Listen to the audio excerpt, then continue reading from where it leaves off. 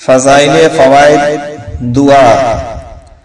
قرآن مجید کی آیت کریمہ ہے، اللہ رب العزت نے ارشاد فرمایا اجیب دعوت الداع اذا دعان، میں دعا مانگنے والے کی دعا قبول کرتا ہوں جب وہ مجھے پکارے۔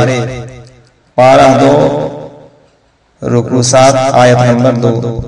اجیب ادعونی استجب لکم، مجھ سے دعا مانگو میں قبول فرماؤں گا۔ پارہ 24 رکوع 11۔ حدیث رسول اللہ صلی اللہ علیہ وآلہ وسلم فرماتے ہیں کہ دعا عبادت کا مرض ہے۔ ترمذی حدیث نمبر 3382۔ حدیث ارشاد فرمایا صلی اللہ علیہ وسلم نے دعا لشکر خداوندی میں سے ایک لشکر ہے۔ حدیث میں ہے